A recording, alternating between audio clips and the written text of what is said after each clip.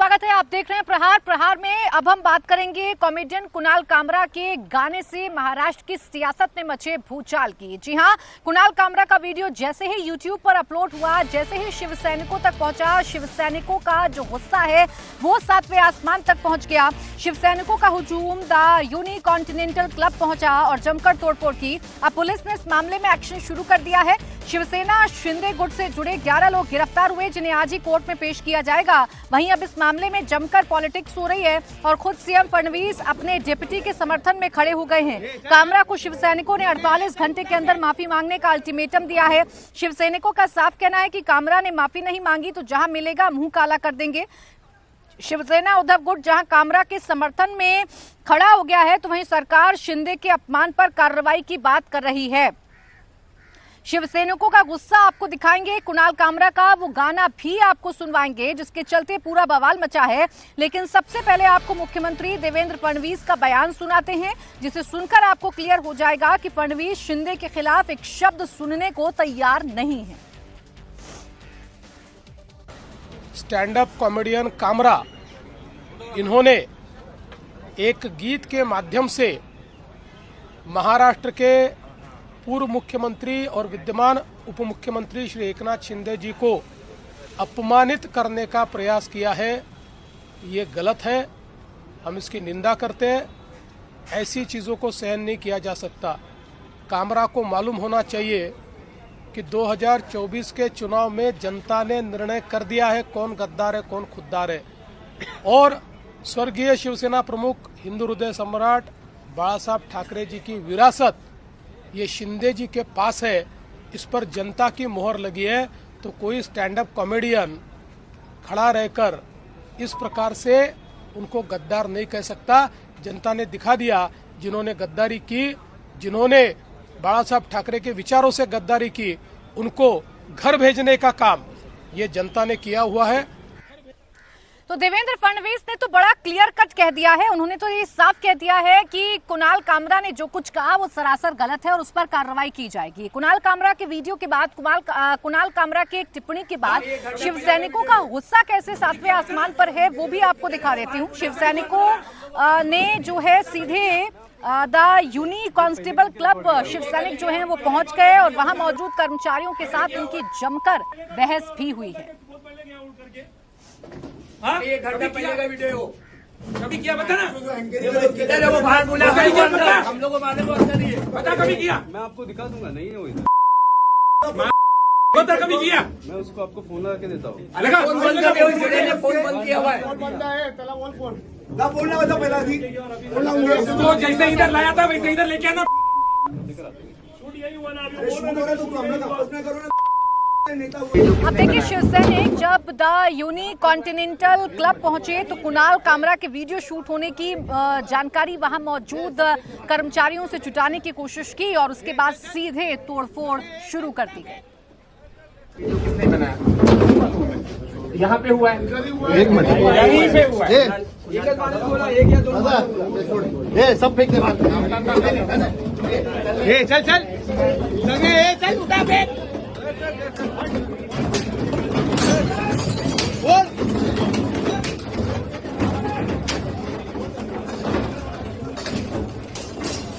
अब एक और दूसरी तस्वीर आपको दिखाते हैं, द यूनिक कॉन्टिनेंटल क्लब के बाहर की तस्वीर, जहां शिव सैनिक जमा हुए और जमकर नारेबाजी उनके तरफ से की गई।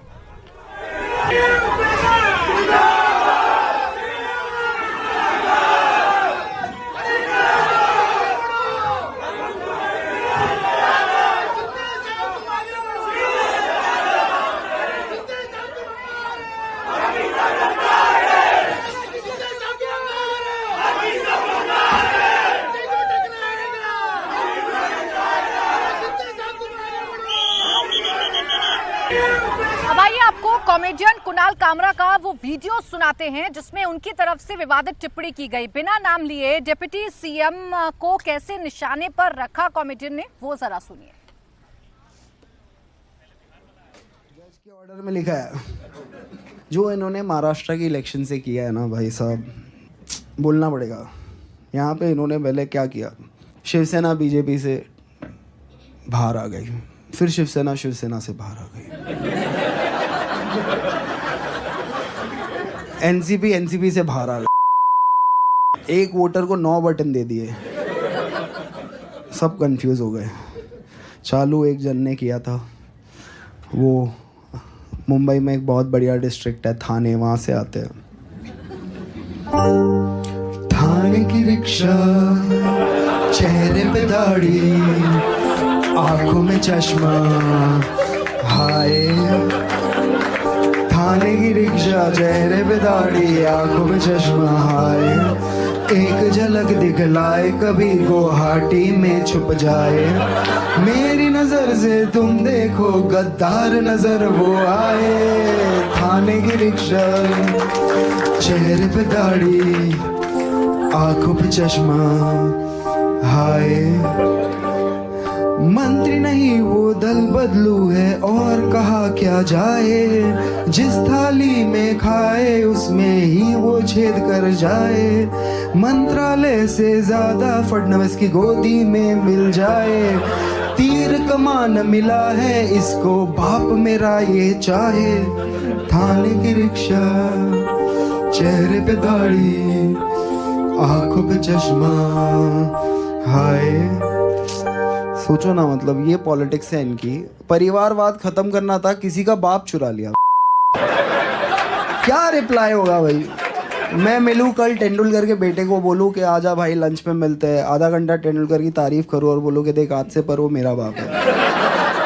कुणाल कामरा ने अपने गाने के जरिए, अपने स्टैंड अप कॉमेडी के जरिए शिंदे पर अटैक किया, उन्हें गद्दार बताया। शिव सैनिकों का गुस्सा जो है वो 7वें आसमान पर पहुंच गया और कुणाल कामरा के खिलाफ बाकायदा एफआईआर दर्ज करवाई। कुणाल कामरा के खिलाफ सबसे पहले शिवसेना विधायक मुरजी पटेल ने एफआईआर दर्ज कराई थी।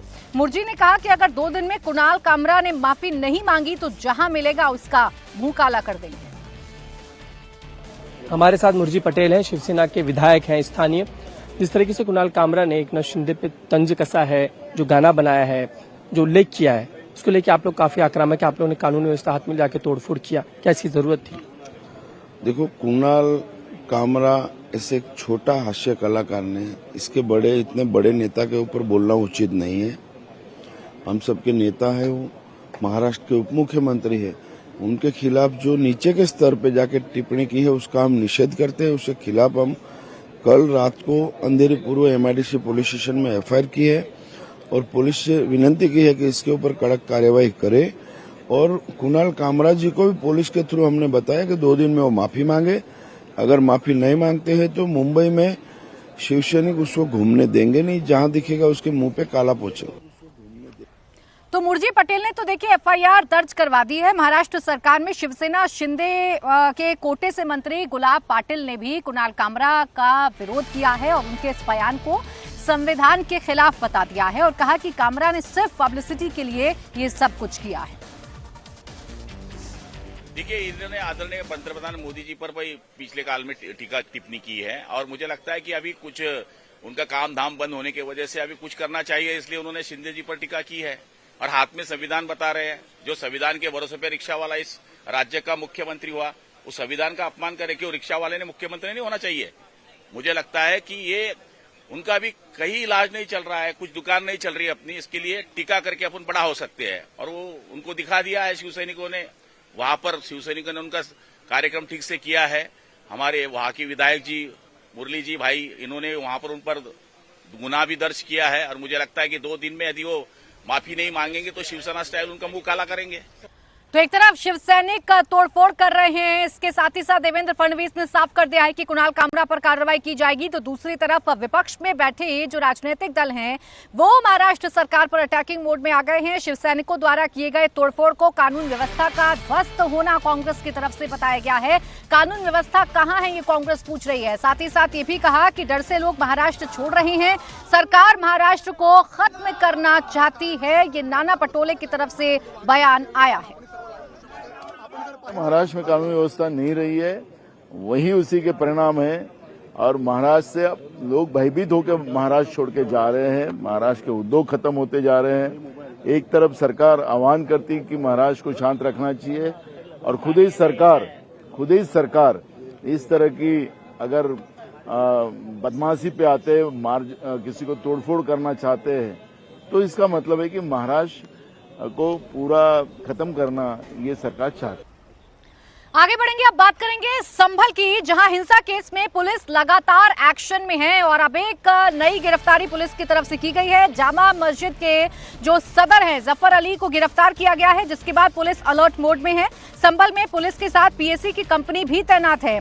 पुलिस संभल के संवेदनशील इलाकों में फ्लैग मार्च कर रही है। कोई अफवाह ना फैला सके, इसके लिए सोशल मीडिया पर पुलिस की नजर बनी हुई।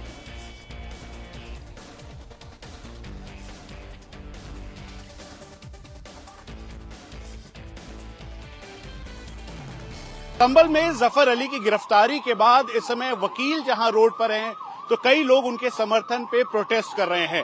इस समय यूपी पुलिस का ये फ्लैग मार्च है, जिसमें एडिशनल एसपी, सीओ, उसके अलावा सीनियर ऑफिशियल्स की पूरी टीम यहां पर मौजूद है और चारों तरफ एरिया को मॉनिटर किया जा रहा है।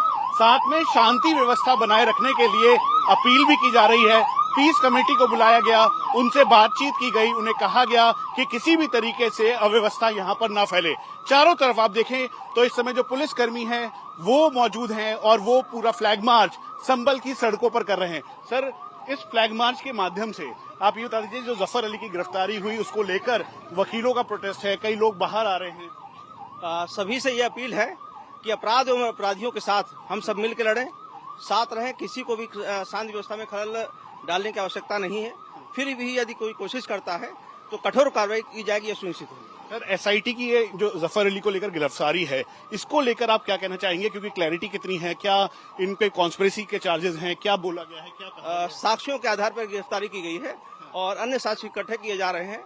जो लोग भी इस दायरे में आएंगे कार्रवाई की जाएगी। अब जो पुराने वीडियोज हैं उसको लेकर सोशल मीडिया प्लेटफॉर्म पर चलाया जा रहा है, इसके लिए आप क्या कहेंगे? सभी संदर्भों को ध्यान में रखते हुए एसआईटी द्वारा साक्ष्य संकलन किया जा रहा है और उसी के अनुसार कार्रवाई की जा रही है। और इसके साथ साथ यहाँ पर आप देखें तो सीनियर ऑफिशियल्स, उसके अलावा जो आरआरएफ की रिजर्व बटालियन है वो, और जो यहाँ पर पीएसी के जवान हैं उनकी चारों तरफ तैनाती की गई है। फ्लैग मार्च के माध्यम से जो आसपास यहाँ लोग हैं उनको सांकेतिक तौर पे बताया जा रहा है कि शांति व्यवस्था वो कायम रखें, र्यूमर मॉन्गरिंग न करें, सोशल मीडिया प्लेटफॉर्म के जरिए किसी भी तरीके के फेक वीडियोज ना वो फैलाएं।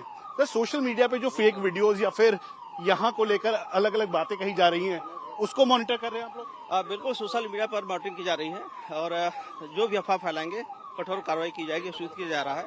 साथ ही पुनः अपील की जा रही है कि अपराध एवं अपराधियों के विरुद्ध सभी एक मंच पर आए और कार्रवाई में पुलिस का साथ दें। अगर ऐसे में कोई प्रोटेस्ट कर रहा है यहाँ पर, जैसे वकील अभी बहुत सारे प्रोटेस्ट कर रहे थे या बाकी लोग जो रोड पर हैं, उनको क्या कहेंगे आप? उनसे यही कहना है कि अपराधियों के विरुद्ध जो कार्रवाई की जा रही है, सभी मिलकर अपराध को खत्म करें और किसी भी अपराधी के पक्ष में ना खड़े हों, यही उनसे रिक्वेस्ट है। और यहाँ पर आप चारों तरफ देखें तो ये मेन मार्केट एरिया है संभल का। यहाँ पर दोनों तरफ दुकानें हैं, यहाँ पर जितने भी पुलिसकर्मी हैं उनकी मौजूदगी है, साथ में रिजर्व बटालियन के जवान हैं। चारों तरफ ये फ्लैग मार्च किया जा रहा है ताकि कहीं से भी लॉ एंड ऑर्डर या फिर अव्यवस्था ना फैले, इस बात का ध्यान रखते हुए ये पुलिस का फ्लैग मार्च इस समय संभल में है। अब जामा मस्जिद के सदर जफर अली की गिरफ्तारी के बाद पुलिस ने संभल में अपनी चौकसी बढ़ा दी है। चप्पे चप्पे पर पुलिस बल की तैनाती कर दी गई है। बाजारों में पुलिस की जो गश्ती है वो साफ तौर पर देखने को मिल रही है। कहीं कोई गड़बड़ी ना हो, इसलिए प्रशासन ने पूरे इलाके को अपने कब्जे में ले लिया है। मामले की जांच कर रहे एसआईटी के सीओ ने कहा कि सबूतों के आधार पर कार्रवाई की गई है। जो जफर अली की गिरफ्तारी हुई है उसके साथ साथ अभी तक इन्वेस्टिगेशन में क्या है जो आप साझा कर सकते हैं या फिर जो इसकी डिटेलिंग है वो बता सकते हैं जफर अली की गिरफ्तारी को लेकर? देखिए, जो भी इन्वेस्टिगेशन है एसआईटी के द्वारा की जा रही है उसमें कोई ऐसी चीज नहीं है। जो हम लोग जो कार्रवाई कर रहे हैं वो तथ्यात्मक रूप से कार्रवाई कर रहे हैं और उसमें जो भी एविडेंस के आधार पर कार्रवाई हो रही है। और जैसा कि आपको पता ही है वो अधिवक्ता है, अगर कोई ऐसी चीज है तो उनको पूरा मौका दिया गया है उनकी बात रखने का, वो अपना बोले जो भी उसको बोलना है। लेकिन पुलिस ने जो कार्रवाई की है, एसआईटी ने जो कार्रवाई की है वो बिल्कुल तथ्यात्मक कार्रवाई की है, एविडेंस के आधार पर कार्रवाई की है और बिल्कुल सही कार्रवाई की। आप टीम को लीड कर रहे हैं तो इसीलिए जानना चाहूंगा कि किस तरीके से उनकी अरेस्टिंग संभव हो पाई। उनका ही कहना था कि मुझे बुलाया गया था पूछताछ के लिए और फिर उसके बाद अरेस्टिंग डाली गई, और जो उनके ऊपर कॉन्स्पिरेसी का आरोप लगाया गया है उसके बारे में थोड़ा बताएं। हाँ, तो ये तो अच्छी बात है कि हमने, अगर वो ये कह रहा है कि मुझे बुलाया गया पूछताछ के लिए, तो इट मीन्स पुलिस ने जब तक हम अपने एविडेंस हमारे पास जब तक प्रॉपर तरीके से हमने कलेक्ट नहीं किए। तो देखिए, एक तरफ पुलिस कार्रवाई कर रही है, पुलिस सख्ती के साथ इस पूरे मामले से निपटने की कोशिश कर रही है, पुलिस लगातार एक्शन मोड में है, तो दूसरी तरफ संभल के जामा मस्जिद के सदर की गिरफ्तारी का विरोध भी अब शुरू हो गया है। वकील इस गिरफ्तारी का विरोध कर रहे हैं, सड़क पर उतरकर प्रोटेस्ट जो है वो वकीलों की तरफ से किया जा रहा है। वकील ये कह रहे हैं कि बेवजह जफर अली को फंसाने की कोशिश की जा रही है, 24 नवंबर की हिंसा में उनका कोई हाथ नहीं था। इस समय हम संभल की तहसील में हैं और यहाँ पर जफर अली के समर्थन में जितने भी वकील हैं वो प्रोटेस्ट कर रहे हैं। क्या नाम है आपका? शकील अहमद। अब ये बता दीजिए कि पुलिस ने आरोप लगाया है कि जफर अली ने कॉन्स्पिरेसी रची 24 नवंबर की। नहीं, उनके खिलाफ जो आरोप लगा है वो गलत है। उन्होंने कोई भी ऐसी घटना नहीं की, चूंकि घटना पहले हो चुकी थी, उसके बाद उन्होंने बयान दिया है। उनके खिलाफ आज तक कोई एफआईआर भी नहीं है, वो तो अज्ञात में उनको उठाया है। जो पुलिस के पास दरवाजा खुला रहता है, अज्ञात में किसी को भी उठा सकती है। चूंकि आज लखनऊ में उनका बयान आयोग के बीच होना था और उनको रात लखनऊ जाना था, इस मौके को कैप्चर करते हुए पुलिस ने कल उनको उठा लिया ताकि वो आज लखनऊ आयोग में बयान न दे सके। अब ये प्रोटेस्ट कब तक आपका जारी रहेगा, क्या कहना चाहते हैं? जारी रहेगा, अधिवक्ता एकता जिंदाबाद। ये प्रोटेस्ट हमारा जारी है, कलमबंद हड़ताल हमारी जारी रहेगी, क्योंकि ये मस्जिद मंदिर का मामला नहीं, ये एक अधिवक्ता का मामला है। लेकिन कहा गया कि उन्होंने कॉन्स्पिरेसी रची 24 नवंबर की, इसी वजह से उनकी गिरफ्तारी हुई है।